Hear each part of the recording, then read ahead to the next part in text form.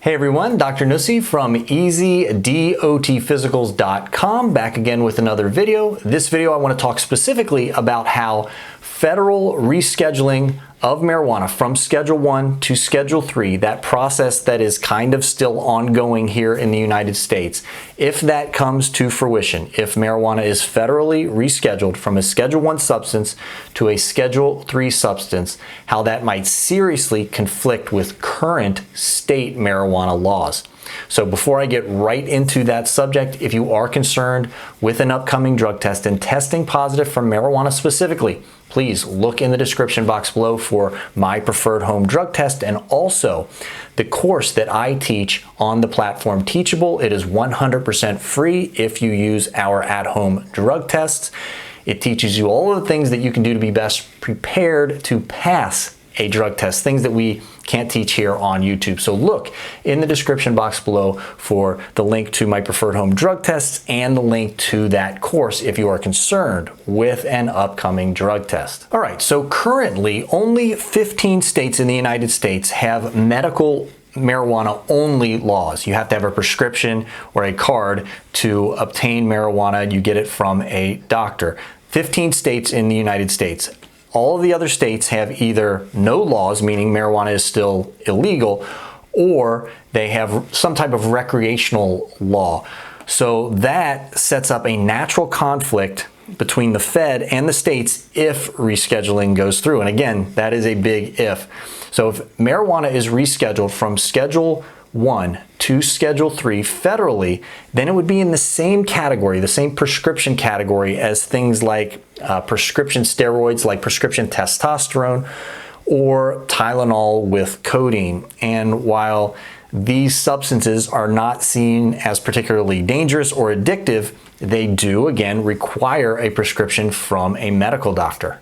So again, this works out just fine for the 15 states that have medical marijuana laws. They line up, perfectly. They would just continue to operate pretty much as normal. No disruption in any of the states with medical only laws. But what happens with states with recreational or no laws at all? So let's look at what Trump has gone on record saying about marijuana reform. He stated that he would vote for legislation in Florida specifically, the state where he calls home when he's not the president of the United States, and he thinks that legislation should be left up to the states. So what happens in the states probably, again, depends on what laws the state currently has. And as stated earlier, states with medical only laws currently, that'll be a seamless change from Schedule 1 to Schedule 3. States where they have recreational laws, that's where it starts to get a little sticky. Like, what do they do there? So marijuana is currently illegal by the federal government. And in the states where they have recreational laws, the states still operate with basically very little disruption. The federal government basically stays out of their business. And again, Trump has gone on record saying he would vote for marijuana laws in Florida. So I don't see him getting really involved, or the federal government, the current administration, getting really involved in the state's business here. So I couldn't see the federal government then cracking down and making them revert back to medical, from a recreational state to a medical state. So I couldn't see the federal government then coming in and saying, you have recreational laws, we made it a medical, a prescription only product, marijuana, now you have to do the same. I think they'll still kind of just be hands off and let the states do kind of what they want to do. And there'll be one big exception to this, and that'll be banking. So currently, banking is controlled by the federal government, and these states where businesses run legally in their state, marijuana businesses, they have very limited access to banking because, again, it is a Federal 1 substance. So that would probably dramatically change. They would have access to banking, not only banking, but also loans to improve or even start a business. So the banking laws would certainly change in states where it was recreational only. But I don't think that, again, the government would come in and say you have to become medical now because we've changed it to a Schedule 3 substance.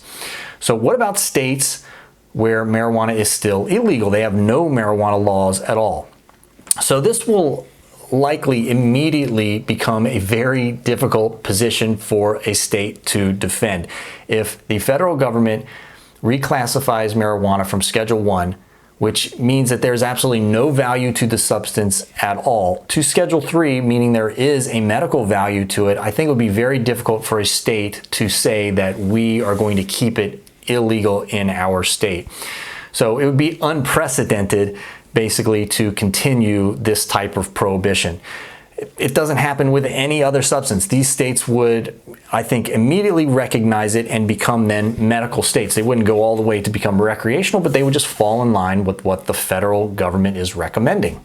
All right, so this is all still yet to play out. As always, I will keep you updated with new videos whenever new information comes out. Stay subscribed here, and until next time, everybody, stay safe.